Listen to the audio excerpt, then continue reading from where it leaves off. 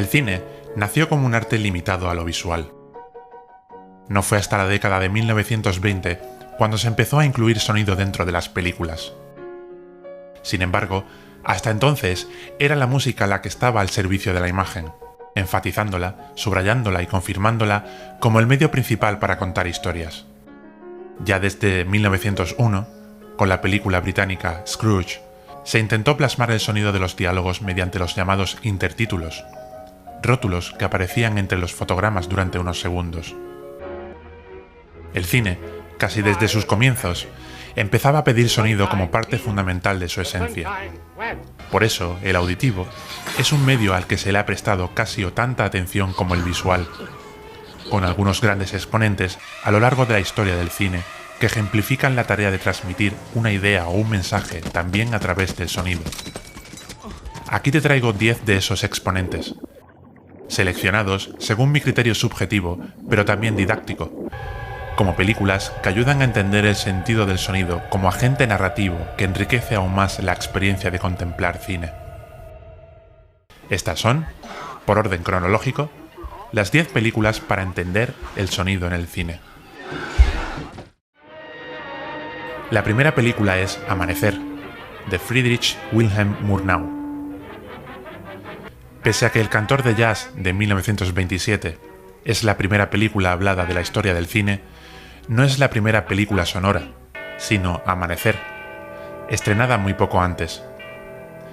Ya en el siglo XIX hubo intentos de incluir sonido en el soporte cinematográfico, pero no fue hasta 1922 cuando entra en juego un nombre fundamental, Lee De Forest, científico norteamericano que también se autoatribuye el invento de la radio. Es en ese año, 1922, cuando De Forest inventa el fonofilm, un invento que luego se perfeccionaría, ya bajo el paraguas de la Fox, hasta culminar en 1925 con el Movietone, el primer sistema fiable de grabación de sonido sincronizado en una pista óptica dentro del film de cine. Amanecer fue el primer largometraje en utilizar este sistema, con una banda sonora y efectos de sonido que incluían murmullos de gente en un par de escenas. El que ama arde, y el que arde vuela a la velocidad de la luz. La siguiente película es Tríptico Elemental de España, de José Valdelomar. Valdelomar fue un innovador cineasta español, coetáneo de Lorca y Buñuel e inventor de algunos de los sistemas sonoros que ahora usamos habitualmente. Por ejemplo, el sonido diafónico, que en contraposición al sonido estéreo, proponía colocar una fuente de sonido detrás del espectador. ¿Te suena, verdad? Es el primer intento de crear un efecto surround. En Tríptico Elemental de España, un bellísimo poema audiovisual de poco más de 1 hora de duración que consta de 3 cortometrajes, Valdelomar nos sumerge en un mar de sonidos naturales y alterados con técnicas que aún hoy sorprenden, para enfatizar ese efecto de alucinación que quería transmitir. Y hablando de alucinación, la siguiente película es Psicosis, de Alfred Hitchcock. Hitchcock fue un obsesivo del cine no solo como un medio para contar historias, sino también de su potencial creador de experiencias vitales, apoyándose en todos y cada uno de sus elementos: montaje, dirección de actores, puesta en escena y sonido.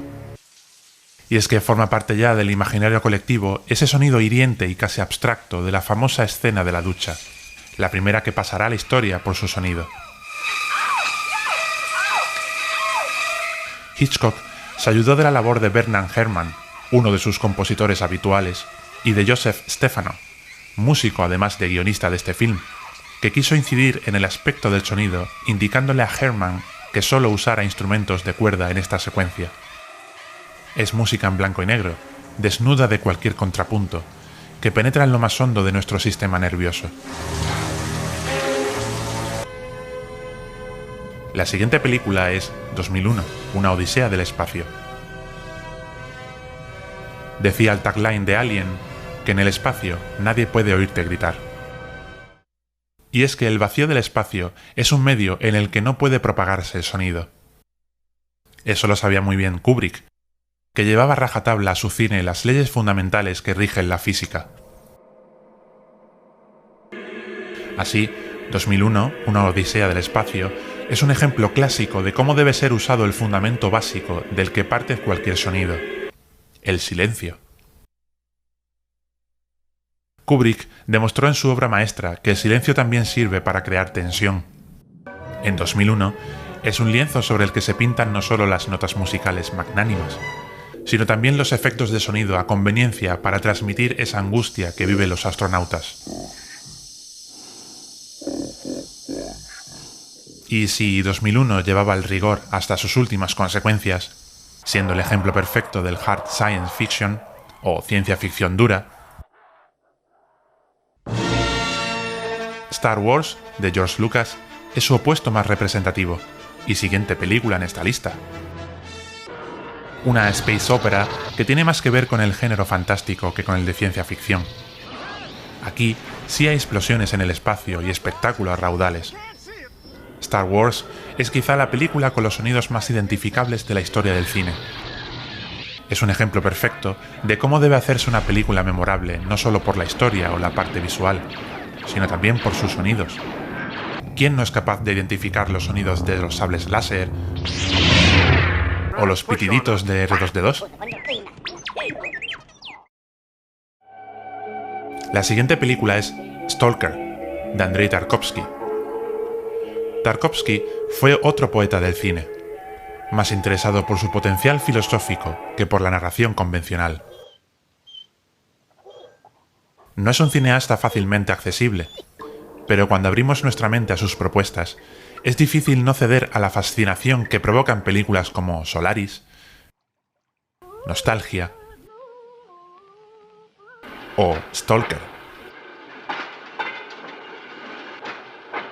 Es esta película, en mi opinión, su gran obra maestra del sonido, que aquí utiliza con sabiduría no solo para ilustrar, sino para crear atmósferas subyugantes que retratan la zona, el gran protagonista de esta película.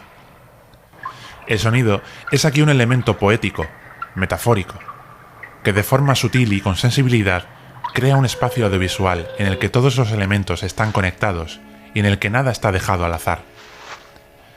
Fíjate que, en el tramo final de Stalker, el sonido casi desaparece por completo, en contraposición con la riqueza de sonidos y ambientes en el resto de la película. El silencio solo es roto por los diálogos de los personajes y algunos sonidos y notas musicales aislados. Es esto una metáfora de la esencia a la que han llegado. La siguiente película es Salvar al soldado Ryan, de Steven Spielberg. La película de Spielberg es ya un hito en el cine en lo que a realismo se refiere. Seguramente nunca has estado en un desembarco en una guerra, pero la película es tan envolvente en su aspecto puramente audiovisual que te atrapa hasta el final. La experiencia es absolutamente sobrecogedora por el uso del sonido envolvente. Spielberg es muy sabio a la hora de dosificar la música. Sabe que en momentos clave es fundamental mantener el foco en la acción. Lo vimos, por ejemplo, en Jurassic Park, en esta secuencia. Por eso, en Salvar al soldado Ryan, la guerra y no cualquier elemento extradiegético es la única protagonista. La siguiente película es Gravity, de Alfonso Cuarón. Gravity, en el plano sonoro, podría considerarse una actualización técnica de los postulados de 2001. Aquí tampoco hay sonido, pero sí nos pone en el punto de vista de los personajes mediante sonidos escuchados a través de sus trajes espaciales. El punto de vista, claro, debe ser subjetivo por el limitado alcance auditivo de los protagonistas. La música, además, está muy bien dosificada para cubrir esos momentos de tensión silenciosa que ocurren a lo largo de una película discutible en cuanto a su guión, pero indiscutible en su maestría a la hora de utilizar el sonido cuando queremos respetar las limitaciones físicas.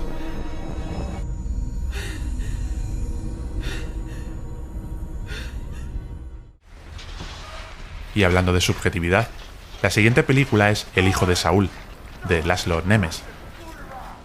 El hijo de Saúl es una de las películas más innovadoras que he visto en los últimos años, y demuestra que toda historia puede ser contada de nuevo cuando cuidamos la forma tanto como el contenido. Y es que en esta película, La cámara nunca se despega del personaje protagonista, que permanece en un casi constante primer plano. Por ello, el sonido se vuelve fundamental, y más tratándose de la aterradora historia que cuenta este film. Son habituales los sonidos en off que pivotan alrededor del protagonista, ayudándonos a hacernos una idea del infierno en el que vive, más por lo que se sugiere que por lo que se muestra. La secuencia principal es para mí una de las experiencias más terroríficas que he vivido frente a una pantalla, por todo lo que permanece elíptico, por todo lo que se sugiere.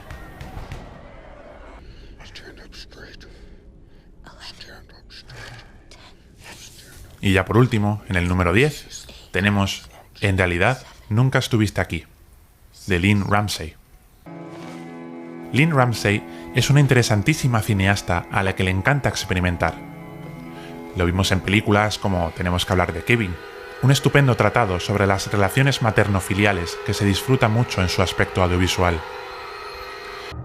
En esta película, En realidad, nunca estuviste aquí, Ramsay se apoya en los efectos abstractos y oníricos y la música de Johnny Greenwood, uno de los compositores más audaces de la actualidad, para crear un discurso sonoro que refleja la personalidad laberíntica de su protagonista. Un ejemplo también de la utilidad del sonido para narrar lo tenemos en la secuencia de las cámaras de vigilancia, en la que la música que oímos se adelanta o retrasa según el punto de vista de cada momento.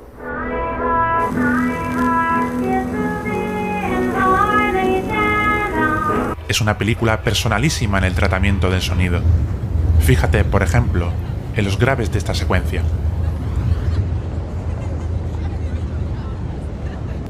O en la abstracción de esta otra secuencia.